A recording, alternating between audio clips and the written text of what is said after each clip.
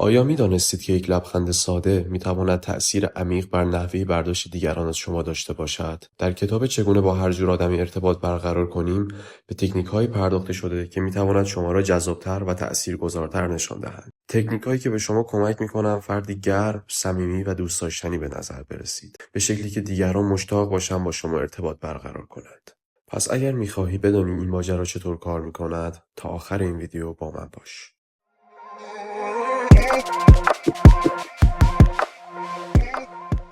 چطور مثل یک آدم مهم به نظر برسی؟ دوست من کارن فرد حرفه‌ای بسیار محترمی در صنعت مبلمان خانگی است. همسرش هم به اندازه او در حوزه ارتباطات موفق است. آنها 2 پسر کوچولو دارند. هر وقت که کارن در محفلی حضور دارد که مربوط به صنعت مبلمان خانه است، همه به او احترام می‌گذارند. او فرد بسیار مهمی در دنیای مبلمان است. در جلسات همکارانش فقط سعی می‌کنند جایی بایستند که دیگران ببینند آنها هر از گاهی با کارن حرف می‌زنند و امیدوارند که نشریات معتبر آنها را در حین گپ زدن با او بگیرند و در مجله‌هایشان چاپ کنند. با این حال کارن از این می‌نالد که وقتی همسرش را در گردهمایی‌های مربوط به ارتباطات همراهی می‌کند، مثل بیشتر آدم‌ها تبدیل به یک آدم معمولی می‌شود. وقتی که بچه‌هایش را به مدرسه می‌برد، مادری مثل بقیه مادرهاست. او یک بار از من پرسید: لیل، چطور در جمعی که من رو نمیشناسن توی چشم بیان تا اونا بیان طرفم یا دست کم احساس کنن من آدم جالبی هستم؟ تکنیک هایی که در این بخش می آیند دقیقاً به این سوال پاسخ می دهند. بعد از به کار بردن 9 تکنیک بعدی، در چشم هر کسی که تو را می بیند آدم خاصی به نظر می رسی و در هر محفلی سری در میان سرها خواهی بود، حتی اگر آن فرد از سنخ تو نباشد. بگذار با لبخندت شروع کنم. یکی از 6 بایدی که دیل کارنگی در سال 1936 در کتابش با عنوان آیین دوستیابی عنوان کرد، لبخند زدن بود. فتوای او در تمامی دهه‌های بعد تقریباً در سخنان هر استاد امر ارتباطات که قلم بر کاغذ می‌برد یا جلوی میکروفون حرف می‌زد منعکس می‌شد. با این حال در آغاز هزاره سوم واقعاً لازم است که نقش محوری لبخند را در روابط پیچیده انسانی مورد بررسی مجدد قرار دهیم. وقتی به عمق حرف کارنگی فکر کنی، می‌فهمی که لبخند سریع سالهای 1936 همیشه جواب نمی‌دهد. مخصوصاً در دنیای امروزی. این شیوه قدیمی که سری با لبخندی دندانهایت را به طرف مقابلت نشان دهی، در دنیای پیچیده امروزی دردی را دوا نمی‌کند. به رهبران، مذاکره کنندگان و غول‌های تجاری دنیا نگاه کن. هیچ آدم چاپلوس لبخند بر لبی در میان آنها نمی‌بینی. بازیکنان کلیدی در تمامی عرصه‌های زندگی چنان غنایی به لبخندشان می‌بخشند که وقتی آن لبخند بر چهرهشان نمایان می‌شود، تأثیری به مراتب بیشتر می‌گذارد و دنیا با آنها می‌خندد. محققان 10 نوع مختلف لبخند را دسته‌بندی کردند. از لبخند زورکی دروغگویی که در هشل افتاده گرفته است تا لبخند بی‌غل و غش یک نوزاد. بعضی از لبخندها گرم هستند و برخی بی‌روح. بعضی از لبخندها واقعی هستند و برخی دروغی. حتما خیلی از این لبخندهای مصنوعی را بر چهره دوستانی که میگویند خوشحالم که سری به من زدی و یا نامزدهای ریاست جمهوری که به شهر شما سفر میکنند و میگویند بسیار خوشحالم که در جمع مردم این شهر را دیده‌ای.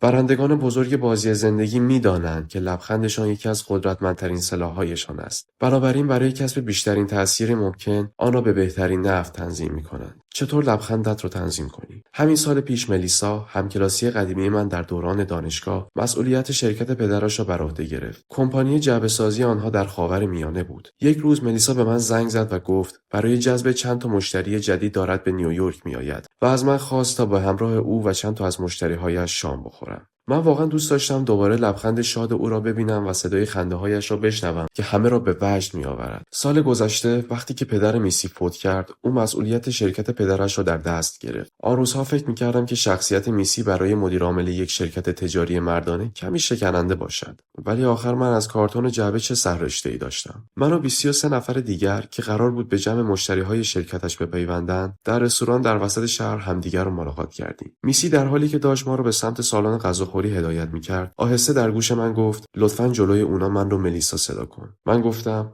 حتما. مگه چند تا مدیر عامل تو دنیا هست که اسمشون میسی باشه؟ همینطوری که بساط پیش غذا داشت چیده میشد، من کم کم متوجه شدم میسی زنی شده است که زمین تا آسمان با آن دختر خوشخنده دوران دانشگاه فرق دارد. البته درست مثل آن دوران جذاب بود و همانقدر لبخند میزد. با این حال چیزی در او فرق کرده بود که درست نمیفهمیدم چیست. با وجود آنکه ملیسا هنوز همانقدر گرم و صمیمی بود، در حین صحبت‌هایش این احساس به من دست داد که تک تک کلمه‌هایش دارای عمق و خلوص بیشتری است. او با شور و حرارت صادقانه‌ای به سوال‌های مشتری مشتریهای احتمالی‌اش جواب میداد و من احساس می‌کردم آنها هم از او خوششان آمده است. خیلی خوشحال شدم چون دوستم آن شب نمره 20 گرفت. در انتهای آن دیدار ملیسا 3 تا مشتری کله گنده برای شرکتش دست و پا کرده بود. وقتی که با او در تاکسی تنها شدم گفتم: میسی، از وقتی که مسئولیت شرکت را به عهده گرفتی خیلی عوض شدی. واقعا خونسرد و تیزبین و اهل معامله شدی؟ ملیسا گفت: راستش فقط یه چیز عوض شده. چی؟ لبخندم. من با ناباوری گفتم: چی؟ او انگار که جواب من رو نشنیده جواب داد: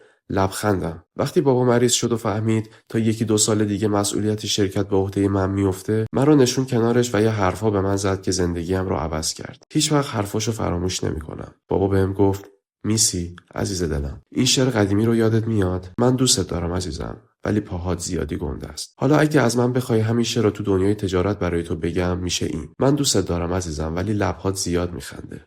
بعد تکه بریده‌ای از روزنامه‌ای را که در اثر گذر زمان زرد رنگ شده بود از توی کشوی کمدش بیرون آورد و به من نشان داد. او سال‌ها این روزنامه را نگه داشته بود تا سر وقتش آن را به من نشان دهد. موضوع مقاله تحقیقی درباره زنان در دنیای تجارت بود. آن تحقیق نشان داده بود زن‌هایی که در زندگی تجاری خود آنان در پاسخ به مخاطبشان لبخند نمی‌زنند، در چشم آنها آدم‌های معتبرتری به نظر می‌رسند. همینطور که میسی داشت حرف می‌زد، ذهن من به سمت زنان تاریخ‌سازی رفت که می‌شناختم. افرادی مانند مارگارت تاچر، ایندیرا گاندی، گلدا مایر و سایر زنان قدرتمند مثل آنها. لبخندهای هیچ کدام از آنها لبخند حاضر و آماده‌ای نبود. پس رازش این بود: لبخند با طمأنینه ملیسا به شخصیت او عمق و غنا و صمیمیت بیشتری بخشیده بود. گرچه این طمأنینه چیزی بیشتر از 1 ثانیه نبود، اما دریافت کنندگان لبخند زیبا و گشاده او احساس می‌کردند که لبخند او لبخندی خاص و فقط متعلق به آنهاست. من تصمیم گرفتم تحقیقات بیشتری درباره لبخند انجام دهم. وقتی که تو در کار کفش هستی، مدام به پاهای بقیه نگاه می‌کنی. وقتی که تصمیم می‌گیری مدل موهایت رو تغییر بدهی، به مدل موهای هر کسی که می‌بینی نگاه می‌کنی. خب من هم برای چند ماه تبدیل شدم به کسی که مدام به لبخندهای بقیه نگاه می‌کرد. به لبخندهای آدم‌های توی تلویزیون نگاه می‌کردم. به لبخندهای روی لب‌های سیاستمدارها، روحانیون، غول‌های تجاری و رهبران دنیا نگاه می‌کردم. لابد می‌پرسی از این همه نگاه کردن چی دستگیرم شد؟ من در میان دریایی از دندان‌های براق و لب‌های از هم جدا فهمیدم آدم‌هایی که از همه متکی به نفس‌تر و کامل‌تر به نظر می‌رسیدند، هیچ کدام در لبخند زدن عجله نمی‌کردند. ولی وقتی هم که این کارو می‌کردن، لبخندشان طوری بود که انگار داشت به تک تک شکاف‌های صورتشان نفوذ می‌کرد و مثل یک سیل آرام آرام صورت آنها را در خود فرو می‌برد. من به این تکنیک میگویم لبخند غرق کننده. تا چشمت به کسی افتاد فوراً به او لبخند نزن، طوری که انگار هر آدم دیگری هم سر راهت قرار بگیرد از این امتیاز بهره مند می‌شود. در عوض برای لحظه‌ای به صورت طرف مقابلت نگاه کن. کمی مکث کن، در شخصیتش فرو برو. بعد بگذار که موجی از یک لبخند گرم، گشاده و پر اشتیاق به سمت صورتت سرازیر شود و چشمهایت را بپوشاند. مطمئن باش این موج گرم لبخند مخاطبت را در خود فرو میبرد. آن تأخیر 1 ثانیه‌ای مخاطبت را متقاعد میکند که لبخند غرق کننده تو خالصانه و تنها برای اوست. همانطور که دیدید یک لبخند ساده اگر به درستی و در موقعیت مناسب استفاده شود میتواند شما را فردی کاریزماتیک‌تر و جذاب‌تر جلوه دهد. حالا که این تکنیک‌ها را یاد گرفتید، وقت آن است که آنها را در تعاملات روزمره خود به کار بگیرید و تأثیر شگفت‌انگیزشان را ببینید. اما این تازه اول ماجراست. در ویدیوی بعدی به سراغ یک ابزار قدرتمندتر دیگر می‌رویم: چشم‌ها. یاد می‌گیرید که چطور با نگاه کردن درست توجه و علاقه دیگران را به خود جلب کنید. پس یادتان نرود ویدیوی بعدی را از دست ندهید.